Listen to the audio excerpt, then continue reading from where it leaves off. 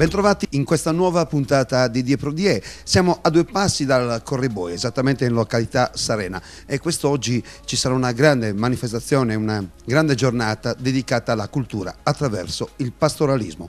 Siamo in località Sarena, le immagini e poi subito i nostri ospiti.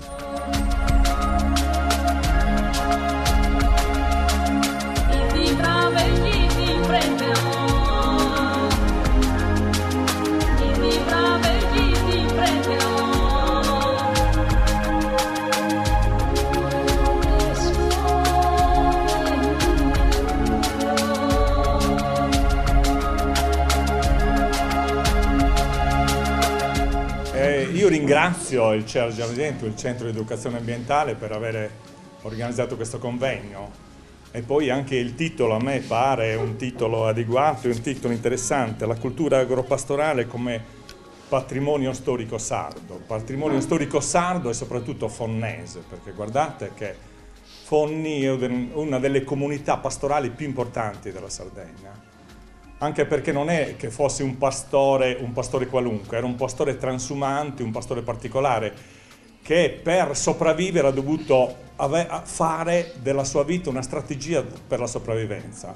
Guardate, qui si faceva, c'è la neve anche adesso, e siccome nel passato non c'erano le stalle, le stabulazioni che ci sono adesso, le aziende razionali che vi sono oggi, non c'era tutto questo. Non c'era comune di foraggio, dunque non era possibile stare a Fonni, e dunque doveva per forza transumare, e dunque ha adottato una strategia per sopravvivere a questo nuovo modo di vivere, che ha influenzato molto la Barbagia e Fonni in particolare, perché Fonni faceva le piccole e lunghe transumanze, nel senso che tutti i pastori a novembre andavano a Cagliari, andavano a Iglesias, alla Nurra, a Oristano, insomma tutte le parti della Sardegna erano fonnesi. Non come Desolo aveva una specificità, andava nell'Iglesiente e basta, cioè aveva una specificità. Invece Fonni si distribuiva in tutta la Sardegna, e poi era una comunità pastorale molto forte. Nel 1901 Grazia Vedda dice che c'erano circa 100.000 capi ovini, e soprattutto mondo pastorale. E dunque per adeguarsi a questo ha dovuto adeguare la distribuzione dei ruoli. L'uomo che produceva tutto l'inverno in Campidano, e la donna, che aveva un ruolo molto diverso. La donna aveva un ruolo, accudiva la famiglia, educava i figli, aveva il borsino, insomma riusciva a condurre da sola tutta la condizione familiare. Ecco perché a Fonni la donna ha un ruolo sempre importante, sempre determinante, un ruolo, si chiama matriarcato, ma qui ha un ruolo importantissimo, perché nella condizione familiare, in questa strategia di sopravvivenza, ha avuto un ruolo di fondamentale importanza. E questo pastore anche non è che andasse e veniva accolto con tutti gli onori, anzi c'era ostilità, perché c'è stata sempre una competizione per le terre, per l'allevamento e per la coltivazione. C'è stata sempre una guerra tra contadini e pastori, anche nelle terre della transumanza. E nelle terre della transumanza il pastore non è che era le terre dell'ostilità, perché dove era fuori, era un forestiero, non sempre veniva accolto nel migliore dei modi, anzi a volte anche contrastato e odiato. E anche c'è questo rapporto, no? Che forse non è dei migliori tra i campidanesi e i barbaricini. Io ho fatto 5 anni il pastore, dunque ho vissuto questo modo di vivere, questo modo anche di criticare e di rapportarsi. Noi i campidanesi li chiamiamo bacheos, ma non nel senso che si vendono per poco. Invece questi pastori barbaricini, sempre orgogliosi del proprio ruolo, e poi a Fonni gli era dato un prestigio che era negato ai contadini, per esempio. E il pastore aveva sempre un ruolo principale, anche i sindaci. Nel periodo delle chiudende, tutti i sindaci erano quasi tutti pastori, gli anni dal 1800 fino al 900. E dunque aveva un ruolo, gestiva il mondo economico e politico di questo territorio per anni e anni.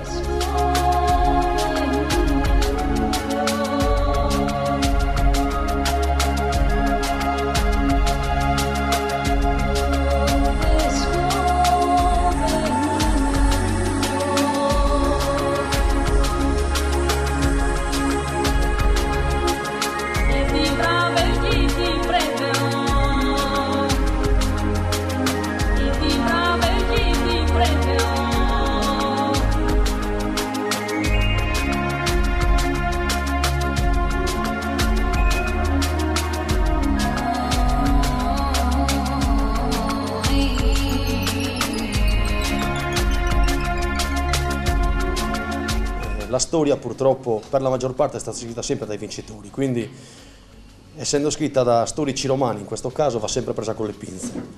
Io penso sempre che la storia un popolo poi la debba scrivere e riscrivere ogni momento, perché visto che racconto delle citazioni storiche, tipo la battaglia di Cornus con Ansicora nel 242 a.C., l'ha scritta un tale Tito Livio, che non mi è neanche simpatico tra l'altro, uno storico romano. Pensate che questa battaglia appunto è avvenuta lì dove si vanta che i Sardi sono riusciti a riunirsi in un popolo di 15.000 uomini, quindi andare contro l'esercito romano per affrontare appunto questa battaglia per il territorio.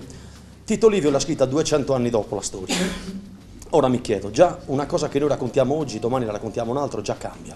In 200 anni questa storia quanto è cambiata? È cambiata troppo. È stata travisata, trafugata, è stata comunque reinventata e soprattutto per innalzare le gesta del popolo romano alla massima potenza. Quindi già qui penso che la storia debba essere reinterpretata ogni qualvolta ci si legge in qualche libro di testo. Il discorso che noi facciamo in questa bellissima riunione è il fatto dell'appartenenza, è il fatto del nostro modo di essere sardi, del nostro pastoralismo, del fatto appunto di tramandare soprattutto quei valori forti che purtroppo stiamo perdendo. Nonostante il nostro DNA sia veramente unico come regione, è qualcosa di fondamentale affinché i nostri figli riescano ancora a preservare questi valori che stiamo perdendo. Ma ho scoperto negli anni che prima il sardo era una vergogna a parlarlo, anche a scuola lo rifiutavano. Gli stessi insegnanti sardi, magari figli di pastori, dicevano assolutamente, però essere spuro civile è per far vedere italiano. Quindi la lingua stava andando un po' a perdersi. Piano piano poi con vari contributi regionali ci sono state sovvenzioni, quindi il sardo si è ripreso a parlarlo. Perché? Bisogna essere soprattutto sardi per essere, non per avere i contributi. Il sardo deve essere cosciente della sua forza, di quello che ha dentro, quindi non bisogna mai vergognarsi, come talvolta tutti quanti andavano fuori, quando c'era il flusso migratorio, andavano a lavorare fuori e si vergognavano di essere sardi, quindi per 2 giorni che erano a Roma prendevano l'accento romano e abbandonavano tutto il resto. Questa è realtà purtroppo che tocchiamo tutti i giorni. Oggi vi chiedo, ma noi che stiamo veramente facendo sforzi sulla biodiversità, sul discorso delle nostre caratteristiche, sulla nostra vita, tra virgolette, di campagnoli inurbati adesso, il valore dei nostri figli, le forze del domani, quelli che prima hanno letto quelle parole in sardo, dove vanno a finire? Che futuro avranno? Tutto quello che noi abbiamo raccontato oggi fra 50 anni sarà storia. Qualcuno racconterà 50 anni fa nella fattoria Ontonera hanno detto questo, questo e quest'altro.